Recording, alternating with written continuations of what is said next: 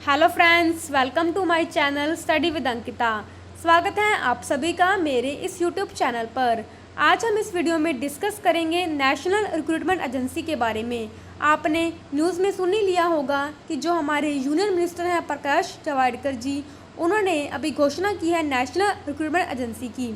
हम इस वीडियो में सारा कुछ जानेंगे और जानेंगे कि क्या अब सिर्फ एक ही एग्ज़ाम होगा, सारे जो आगे हम एसएससी, आरआरबी और बैंकिंग के एग्ज़ाम देते थे, क्या सबके एग्ज़ाम्स कंबाइंड होंगे, क्या होगा इसका सिस्टम पूरा, और हम कितनी बार ये एग्ज़ाम दे सकते हैं, आपको सब कुछ इस वीडियो में जानने को मिलेगा। तो प्लीज़ ये वीडियो आपके लिए बहुत ही हेल्पफुल होगी और बहुत ही ज़रूरी भी है ये वीडियो, तो प्लीज़ इसे कंप्लीट देखिएगा ताकि आपको इसकी पूरी नॉलेज मिल सके। तो चलिए शुरू करते हैं। आगे बढ़ने से पहले अगर आपने मेरे चैनल को सब्सक्राइब नहीं कर रखा है तो प्लीज़ इसे सब्सक्राइब कर लीजिए और साथ में बेल आइकन को भी प्रेस करिए। तो चलिए शुरू करते हैं। अब देखिए, आपको पता होगा कि जो हमारे गवर्नमेंट एग्ज़ाम्स होते हैं, जो अलग अलग एग्ज़ाम्स होते हैं, जैसे कि एसएससी का होता है, बैंकिंग के एग्ज़ाम्स अलग होते हैं, वो आईबीपीएस कंडक्ट करवाती है। फिर हमारे जो रेलवे एग्ज़ाम्स होते हैं वो कंडक्ट करवाती है हमारी आरआरबी। तो सबके एग्ज़ाम्स क्या होते हैं, अलग अलग होते हैं और उनके लिए वेरियस एजेंसीज हैं। अब जो सेंट्रल गवर्नमेंट है उन्होंने क्या डिसीजन लिया है कि इन सबको एग्ज़ाम्स को कंडक्ट करवाएगी एक ही एजेंसी, जिसका कि नाम होगा नेशनल रिक्रूटमेंट एजेंसी।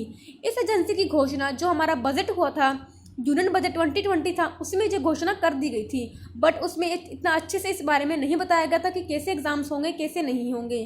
तो अब जो सरकार ने अभी घोषणा कर दी है कि इसकी स्थापना की जाएगी। तो अभी जो हमारे प्राइम मिनिस्टर नरेंद्र मोदी हैं उन्होंने डिसाइड किया है कि एक नेशनल रिक्रूटमेंट एजेंसी की स्थापना की जाएगी और वो एक कॉमन टेस्ट कंडक्ट करवाएगी, जाके जो हमारे सेंट्रल एग्ज़ाम्स होते हैं उसके लिए कॉमन टेस्ट होगा। ठीक है। तो अब तक उम्मीदवारों को अलग अलग परीक्षाएं देनी होती हैं जो केंद्र सरकार की नौकरियों के लिए विभिन्न एजेंसियों द्वारा आयोजित की जाती हैं। प्रधानमंत्री नरेंद्र मोदी की अध्यक्षता में केंद्रीय मंत्रिमंडल ने एक राष्ट्रीय भर्ती एजेंसी एनआरए स्थापित करने का निर्णय लिया है। प्रस्तावित एनआरए केंद्र सरकार में विभिन्न भर्तियों के लिए एक आम प्रारंभिक परीक्षा आयोजित करेगा। ठीक है। अब क्या दिक्कत है, अभी हमें जो एनआरए की क्या ज़रूरत है। देखिए, सरकार के हिसाब से हर साल 2.5 से 3 करोड़ लोग, 3 करोड़ बच्चे पेपर देते हैं। ठीक है ना, मतलब हर साल इंडिया में इतने लोग पेपर देते हैं। कितनी वैकेंसीज के लिए, तो 1.25 लाख वैकेंसी के लिए वो लोग पेपर देते हैं। एवरेजली इतने स्टूडेंट्स देते हैं पेपर और इनके लिए पेपर देते हैं। अब सरकार का मानना क्या है कि अगर सिर्फ एक ही पेपर होगा, देखिए आपको पता होगा कि हम पहले देखो टायर 1 पेपर देते हैं, टायर 1 सबके लिए अलग अलग होता है, फिर टायर 2, फिर टायर 3, जो कि बाकी अलग अलग एग्जाम्स में होता है। जैसे कि रेलवे के लिए आपको अलग देना पड़ेगा, बैंकिंग के लिए इंटरव्यू वगैरह होते हैं, एसएससी में टाइपिंग टेस्ट वगैरह होते हैं, वो सब अब भी देने पड़ेंगे। क्या सरकार क्या कहना चाहती है कि आप सिर्फ एक कॉमन टेस्ट करवा लीजिए जो पहले टायर का होता है, उसमें से जो बच्चे होंगे उसमें से सेलेक्ट कर लिए जाएंगे, जो ठीक है मेरिट लिस्ट बन जाएगी उसमें से। तो बाकी के जो बाद में वो बच्चे पेपर देते हैं उनका बच जाएगा भविष्य, उन्हें आसानी होगी पेपर और देने में। क्योंकि अगर आप मान के चलिए एक बच्चा एसएससी की तैयारी कर रहा है तो वो हर साल कम से कम 4-5 पेपर जरूर दे देता है। तो अब वो पेपर जो देने जाता है, दिक्कत सबसे बड़ी क्या होती है उस बच्चे के साथ, क्योंकि जो उसके पेपर आते हैं वो एक अलग शहर में आते हैं। कहीं अगर कोई बच्चा गांव से बिलोंग करता है तो उसकी दिक्कत क्या होगी, उसे कहीं 200-300 किलोमीटर तक भी जाना पड़ता है, जिसकी वजह से उसे काफ़ी खर्चा झेलना पड़ता है। खर्चे की समस्या आती है, बोर्डिंग की समस्या आती है, रहने की समस्या, ट्रैवल करने की समस्या, और साथ में जो इकोनॉमी परेशानी होती है वो भी, और साथ में जो मेंटल बच्चा थक जाता है उसका तो हम अंदाज़ा भी नहीं लगा सकते। सरकार इसीलिए कहना चाह रही है कि हम एक नेशनल रिक्रूटमेंट एजेंसी की स्थापना करेंगे जो कि उसके जो डिस्ट्रिक्ट है, यानी कि जो उसका जिला है उसी में पेपर कंडक्ट करवाया जा सके, ताकि वो बच्चे का टाइम बच सके और जो बच्चे को मेंटल परेशानी होती है, जो पैसों की दिक्कत होती है, वो भी इससे बच सके। तो इसलिए ये जो पेपर है सेट का वो करवाया जाएगा। ठीक है। तो अब तक उम्मीदवारों को विभिन्न परीक्षा लेनी होती हैं, जिससे कि जो हमारे 2.5 से 3 करोड़ उम्मीदवार हैं हर साल जो पेपर देते हैं, और कितनी वैकेंसीज के लिए, 1.25 लाख वैकेंसीज के लिए वो पेपर देते हैं। तो अब जो एनआरए है वो क्या कराएगी, कॉमन एलिजिबिलिटी टेस्ट कराएगी, यानी जिसे हम सेट बोल रहे हैं। ठीक है ना। और जो इसका स्कोर आएगा, जो आपने पेपर देंगे, आप लोग सीईटी का पेपर देंगे, उसका जो स्कोर आएगा वही उसके बाद आप जो आगे की वैकेंसीज हैं उसके लिए अप्लाई कर सकते हैं। मान के चलिए एक एसएससी का बच्चा है, उसने जो कॉमन एलिजिबिलिटी टेस्ट का पेपर दिया, उसका अच्छा स्कोर आया, अब उसे एसएससी में जॉब लेनी है। तो जो अभी बाकी की जो एजेंसीज हैं, जैसे कि मैंने आपको बताया कि जो रेलवे के पेपर कराती है वो कौन कराती है, आरआरबी। ठीक है। और जो एसएससी के paper SSC staff selection commission, और जो बैंकिंग के पेपर होती है वो कराती है आईबीपीएस। वो अभी की बनी रहेंगी, ऐसा नहीं कि वो खत्म हो जाएंगी। फिर क्या होगा, जो सेट कराने के बाद एसएससी का बच्चा क्या करेगा, एसएससी में ही अप्लाई कर देगा।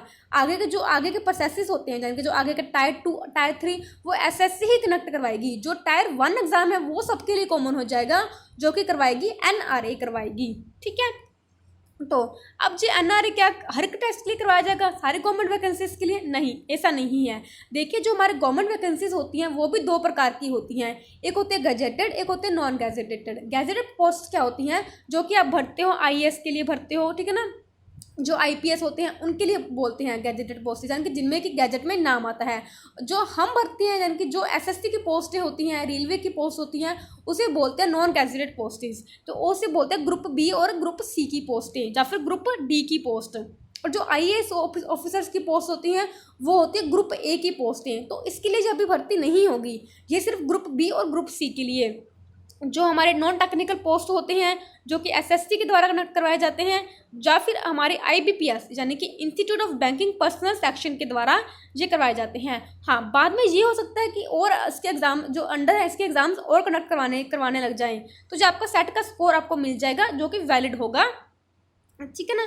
और जो सेट का स्कोर है, देखिए ये भी आप एक बात और देखिए, अब हम एसएससी का पेपर भरते हैं तो उसमें भी अलग अलग पोस्टें होती हैं। जैसे कि सीएचएसएल का पेपर होता है +2 लेवल पे, फिर सीजीएल का पेपर होता है ग्रेजुएशन लेवल पे, और जो एमटीएस का पेपर होता है वो होता है हमारा किस पे, 10th लेवल पे पेपर होता है हमारा।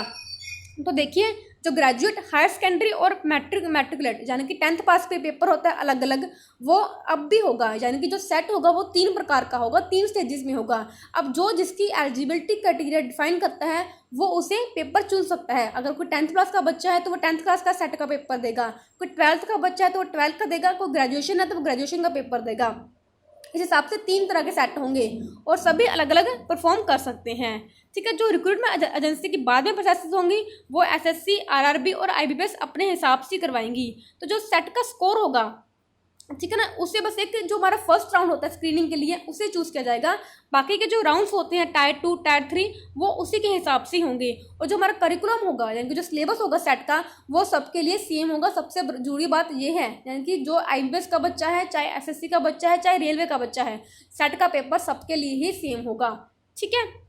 तो आगे बात करते हैं। तो हर का कोशिश की जाएगी कि हर डिस्ट्रिक्ट में, यानी कि हर जिले में जो इसके सेंटर्स हैं वो स्थापित किए जा सकें। और सबसे बड़ी बात जो सरकार ने फोकस कर रखा है, एक तो 17 एस्पिरेशनल डिस्ट्रिक्ट्स पे, उन पे तो ये जरूरी हो जाएगा कि उनके लिए एनआरए के जो सेंटर हैं वो स्थापित किए जाएंगे।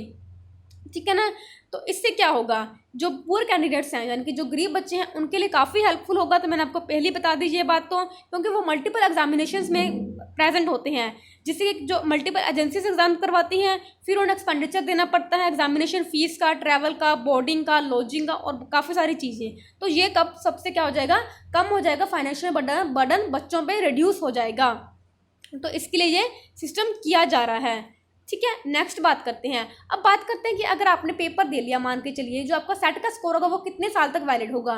तो ये आपका स्कोर वैलिड होगा 3 साल के लिए, यानी कि आप 3 साल लेके उस स्कोर को जा सकते हो अलग अलग एजेंसीज में कि मैंने ये स्कोर हासिल किया था, मुझे इस स्कोर के बेसिस पे आगे की प्रोसेस भरनी है, तो आप कर सकते हो।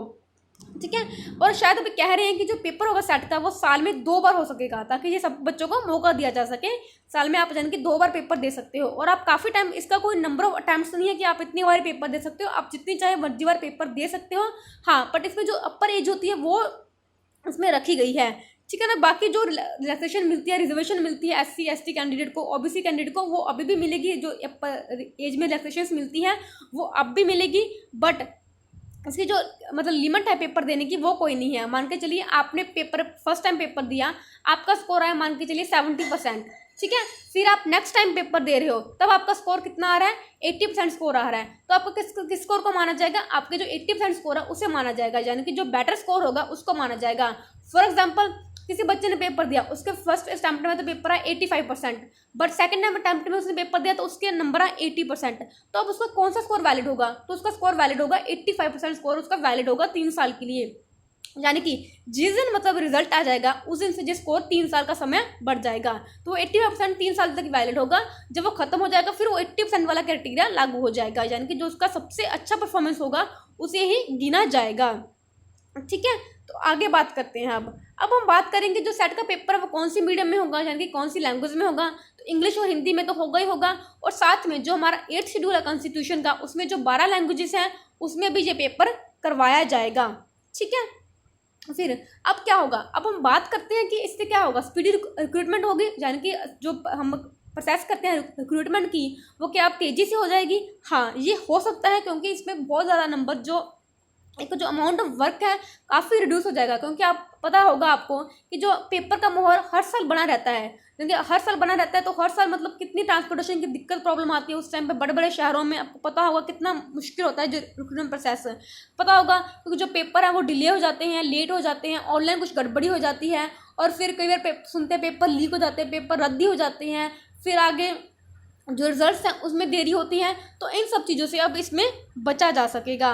सरकार का कहना है कि एकल पात्रता परीक्षा भर्ती चक्कर को काफ़ी कम करेगी। सूत्रों का कहना है कि कुछ विभागों ने भी दूसरे सत्र के परीक्षण से दूर रहने और CET स्कोर, शारीरिक परीक्षण और चिकित्सा परीक्षा के आधार पर भर्ती के साथ आगे बढ़ने के अपने इरादे को संकेत दे दिया है।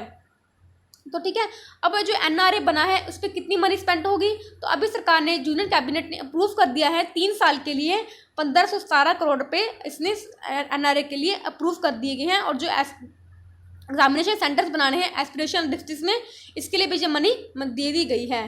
तो ठीक है, आशा करती हूँ आपको ये वीडियो अच्छी लगी होगी, समझ में आई होगी। तो प्लीज़ आप अपनी पढ़ाई मत छोड़िएगा कि अब पता नहीं कौन सा सिलेबस आ जाएगा, कौन सा नहीं आ जाएगा।